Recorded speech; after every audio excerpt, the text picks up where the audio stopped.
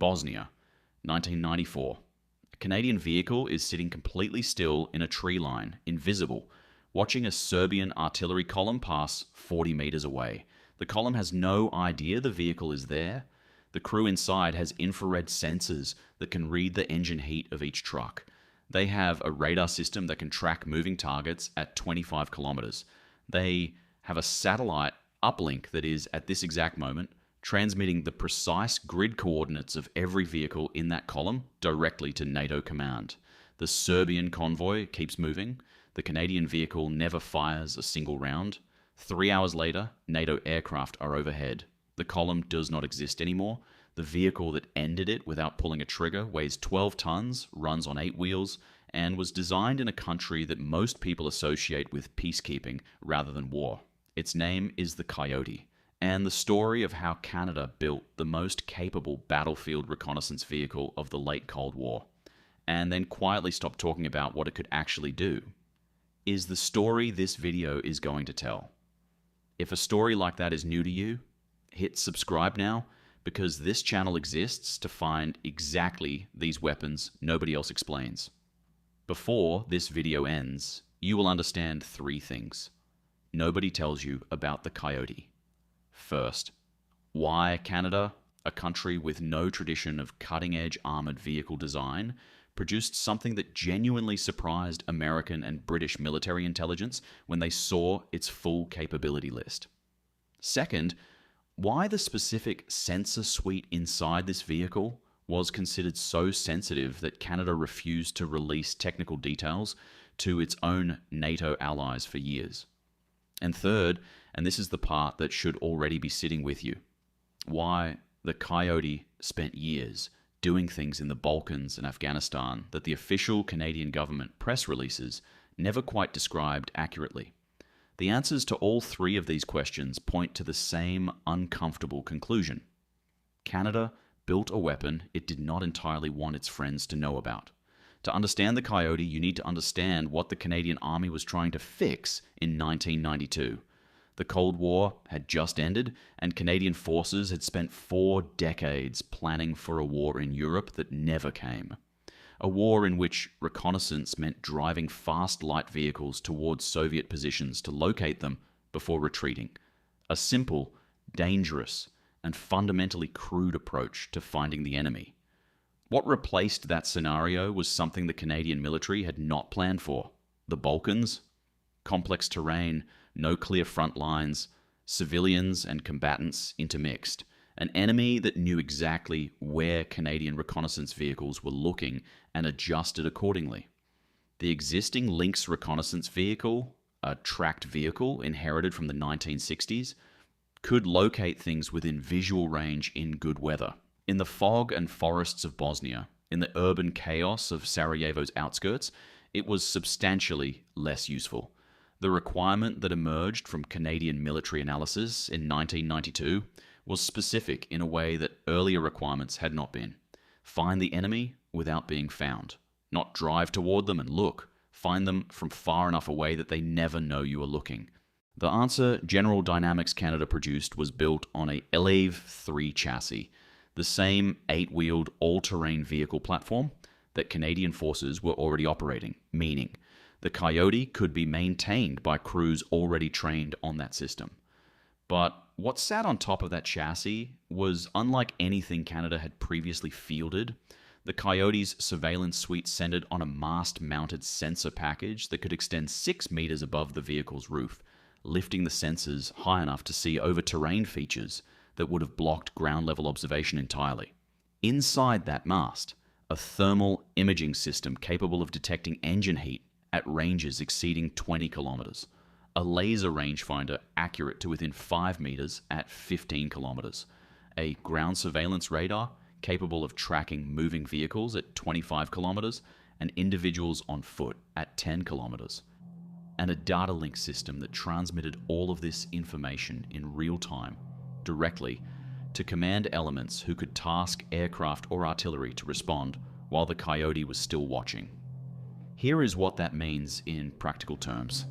The Coyote could see a column of vehicles 20 kilometers away, identify each one by type and count, transmit their exact grid coordinates, and be completely invisible from that column. Because at 20 kilometers in complex terrain, nothing on the ground could see the Coyote back. And here is the detail that nobody in official Canadian documentation ever quite explains. How many times did this actually happen? Bosnia, 1994 through 1995.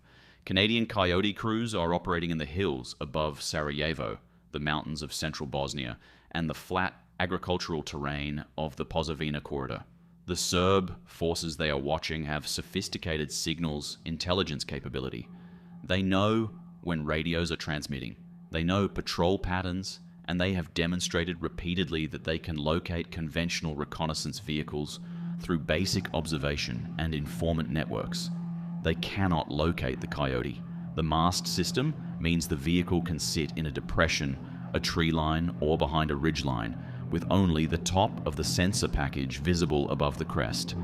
And even that, at 20 kilometers range and in the specific frequency bands the thermal system operates in, is not something human observation can detect.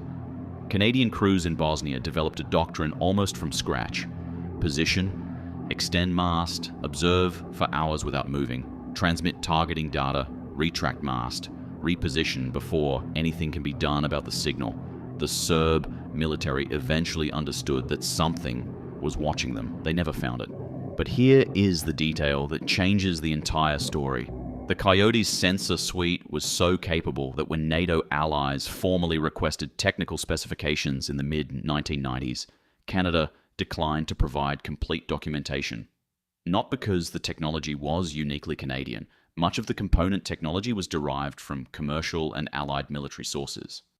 But because the specific integration of those components and the doctrine Canada had developed for using them represented a genuine operational advantage that Canadian military planners were not prepared to share. In the intelligence community, this is called sources and methods protection. In practical terms, it means Canada had built something its friends officially knew it had. The Coyote was not classified, but whose full capability was deliberately kept ambiguous. American liaison officers who observed Coyote operations in the Balkans consistently reported back that the vehicle was performing at a level that exceeded what the Canadian government's own published specifications suggested was possible. The gap between what Canada admitted the Coyote could do and what it was actually doing in the field was not a rounding error. It was a deliberate policy. Subscribe now if this kind of story is what you came here for, because the Afghanistan chapter is even stranger. Afghanistan, 2002 through 2011. The Taliban insurgency that Canadian forces are fighting in Kandahar province has one defining tactical characteristic. It does not have tanks. It does not have artillery. It does not have the kind of massed military formations that the Coyote's sensor suite was specifically designed to detect and track.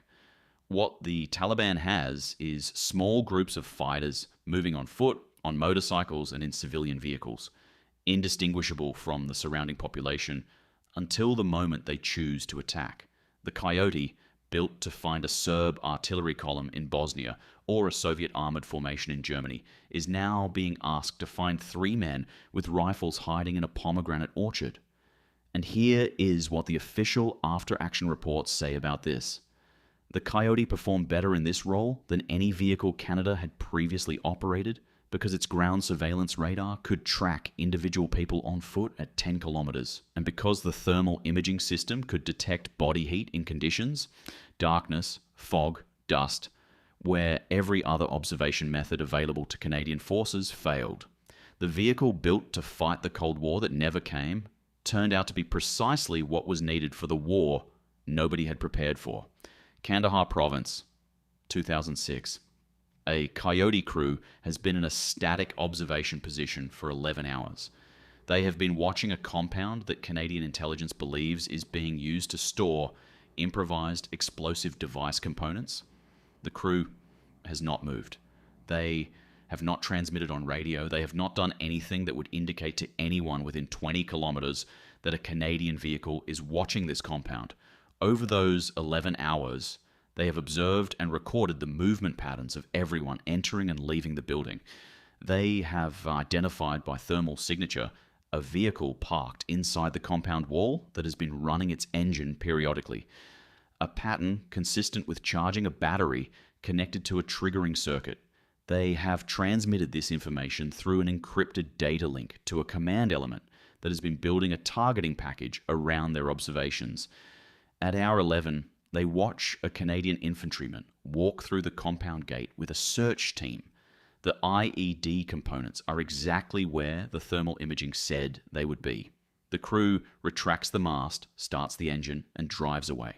Nobody in the compound ever knew they were there. Here is what the Coyote's career actually proves.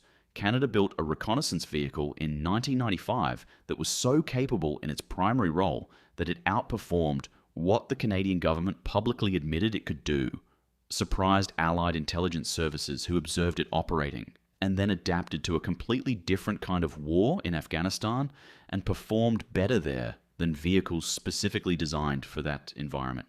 The Coyote never fired its main armament in anger in any of its operational deployments. It never needed to. A vehicle that can see everything, transmit everything, and remain invisible while doing so does not need to shoot. The shooting gets done by someone else, somewhere else, guided by information the Coyote provided from a position nobody knew it was occupying. The gun every soldier can see is not the weapon that wins the battle. The sensor nobody knows is watching, that is the weapon that wins the battle. Subscribe if you want to see more on the Canadian military engineering that the history books consistently underestimate. Let us know in the comments. And next week, the vehicle Canada built to replace this one, and why the replacement still does not fully match what the Coyote could do.